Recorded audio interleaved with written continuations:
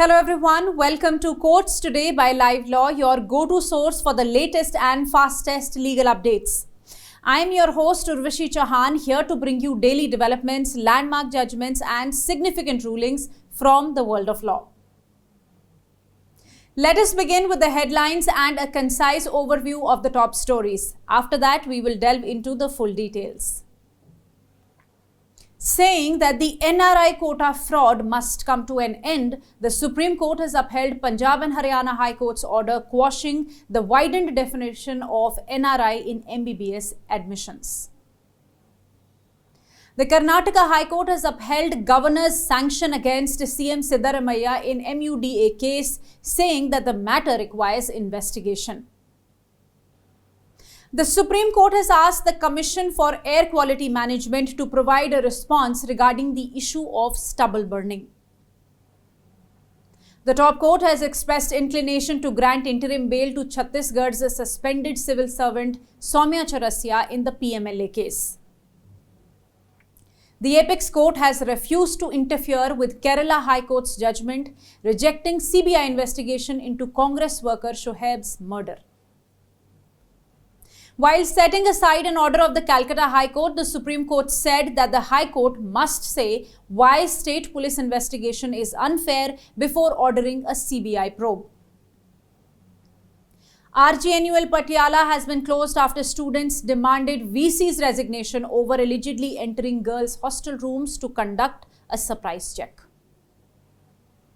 The Supreme Court bench led by CJ Chandrachud today dismissed the challenge to Punjab and Haryana High Courts quashing the Punjab government's notification to broaden the ambit of NRI quota in medical admission. As per this notification, the government of Punjab broadened the meaning of NRI candidate, bringing into its fold distant relatives of candidates such as uncles, aunts, grandparents and cousins.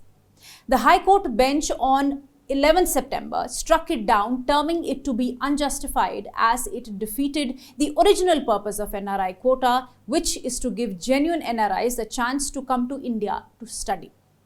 The CJI observed that the present notification to the admissions to state medical colleges came after the prospectus for medical admissions was issued on 9th August.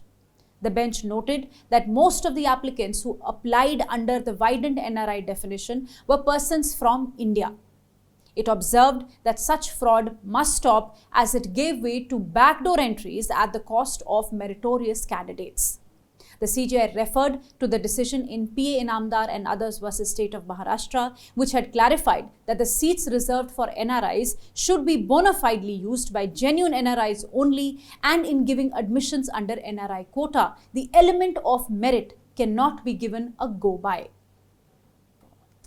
In the next important update, the Karnataka High Court has today dismissed a legal plea made by Chief Minister Siddaramaiah challenging the governor's decision to allow an investigation and potential prosecution against him under Prevention of Corruption Act and the Bharatiya Nagrik Suraksha Sanhita. The case in question involves allegations surrounding Mysore Urban Development Authority scam, where Siddaramaiah is being investigated for his possible involvement in corrupt practices. Essentially, the court's dismissal means that the investigation can proceed as authorized by the governor. Siddaramaiah had challenged the order issued by the governor on 17th August granting approval for investigation against him.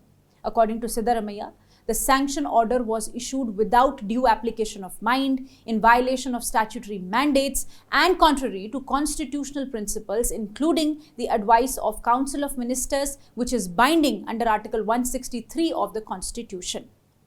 Senior Advocate Abhishek Manu Singhvi appeared for Siddaramaiah and Solicitor General Tushar Mehta for the office of the governor. The High Court has held that the governor's sanction order does not suffer from any non-application of mind. A single judge bench of Justice M. Nagprasanna has observed that the governor in normal circumstances has to act on the aid and advice of the Council of Ministers, but can take independent decisions in exceptional circumstances, and the present case projects such exception. It said that no fault can be found in the governor exercising independent discretion to pass the impugned order. The court stated that it is sufficient for the reasons behind the governor's decision to be documented in the files of the decision-making authority. These reasons should be included as part of the order itself. However, it also emphasized that any reasons or justifications for the decision should already be in the official records and cannot be introduced later as objections in a constitutional court. It further stated that grant of opportunity of personal hearing is not mandatory under Section 17A of the Prevention of Corruption Act. If the authority chooses to do so, it is open to it. The Supreme Court has today said that it wants an answer from the Commission for Air Quality Management for Delhi NCR on the issue of stubble burning.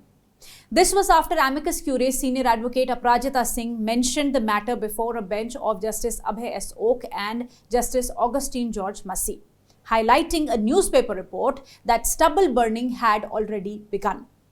Last year, if you remember, the court had said that stubble burning must be controlled while highlighting the need for judicial monitoring to ensure that the same scenarios do not occur in coming winter. She sought directions from the court to call for an explanation from the Commission for the Air Quality Management as to why stubble burning has already started. She also sought directions on what steps had been taken to hold the erring officials accountable. In various MC Mehta cases, the Supreme Court has been addressing issues related to pollution in NCR. The region typically experiences heightened pollution in winter, primarily due to stubble burning in neighboring states. The Supreme Court has been monitoring the situation, and the Commission has previously submitted reports on the causes of pollution, particularly implicating stubble burning as a major factor. The Commission has been asked to provide a response regarding the issue by coming Friday. Stay tuned. The Supreme Court today expressed an inclination to grant interim bail to Chhattisgarh suspended civil servant Saumya Chaurasia in a money laundering case. Chaurasia, former Deputy Secretary to ex-Chhattisgarh Chief Minister Bhupesh Baghel, is accused in a money laundering case relating to coal scam. The bench of Justices Surya Kant and Ujjal Bhuya was dealing with her challenge to Chhattisgarh High Court's order dated 28th August this year, whereby her third bail application was dismissed. Senior advocate Siddharth Dave, appearing for Chaurasia, urged that she has spent about 1 year and 9 months in custody without being let out even once, and that the trial had not even commenced. Further, he stated that 3 co-accused had been released on interim bail. Reliance was placed on court's recent judgment in Manish Sisodia's case. On the other hand, Additional Solicitor General S.V. Raju appeared for ED and submitted that Chaurasia was a civil servant and thus a trustee of the public, and that she stood on a different footing as compared to the 3 persons granted interim bail. Making averments on her role, the ASG equated her to the main accused, Surya Kant Tiwari, and alleged that she received a lot of money. Initially, after hearing the counsel, Justice Kant expressed that ASG may take time to file a reply, but the bench was inclined to grant interim bail to Chaurasia in the meantime. However, the same was vehemently opposed by the ASG.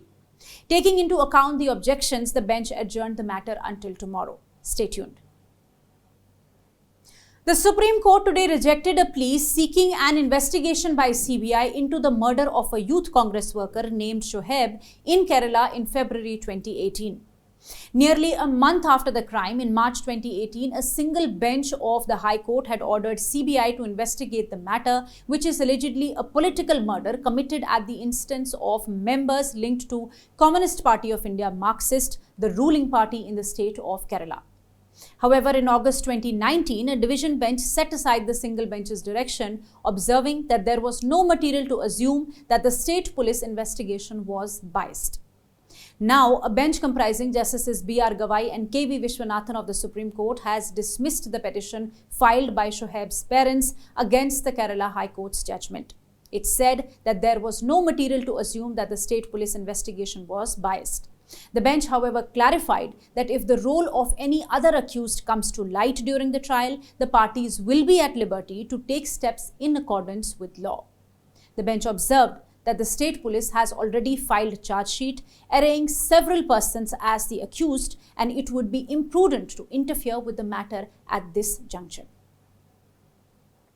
In another update, the Supreme Court today set aside a Calcutta High Court order directing preliminary investigation by the CBI, holding that such directions can be passed only in very rare cases, and that too after the High Court records reasons for deeming state investigation to be unfair or impartial. In this case, a writ petition was filed before the High Court regarding issues with the recruitment and regularization of voluntary teachers in the Gorkha Territorial Administration or the GTA. The petition sought a declaration that the orders for regularization of these teachers were invalid and did not grant any rights to those benefiting from them. During the hearing, certain letters highlighting illegal actions by the GTA and the state were presented. Based on these letters, the single judge ordered a special investigation team of CBI to conduct a preliminary investigation into the allegations. The decision was upheld by the Division Bench 2 before an appeal was made before the top court. Now, the bench of Justices B.R. Gawai and K.V. Vishwanathan has held that the High Court, while exercising its powers under Article 226 of the Constitution, can entrust investigation to the CBI. However, for doing so, it has to come to a reasoning as to why it finds that investigation by state police is not fair or is partisan. Merely on the basis of some letters, such exercise is not warranted. It has also been held that such an exercise of entrusting the investigation by the High Court has to be done in very rare cases. And lastly, let me tell you, the students at Rajiv Gandhi National University of Law, Patiala have been protesting over allegations of the Vice-Chancellor entering the girls' hostel and rooms of female students to conduct a surprise check, even after apprehensions expressed by several female students. The protesting students expressed that the Vice-Chancellor's decision to enter their rooms, despite clear concerns from female students, showed a disregard for consent. They also condemned his comments on their clothing, stating that such remarks are intolerable. It was further stated that whilst the students' parents are not allowed to enter the rooms or even the hostel premises by the university administration, there was no occasion for the Vice-Chancellor to unauthorizedly enter the living space of the female students without prior notice. The registrar of the university had constituted a committee to look into the grievances, but after no student turned up for talks, the university has now been closed until further orders since students were not attending classes. The students have clearly demanded the resignation of the VC, stating that the current protest is a response to a series of inappropriate remarks made by him. For more details on the cases mentioned here, you can visit our website at www.livelaw.in. Stay ahead with quick legal updates only on Live Law. Please don't forget to like, share and subscribe to our channel. You can support us by donating through the thanks button at the bottom of our videos or by becoming a member for just 89 rupees per month.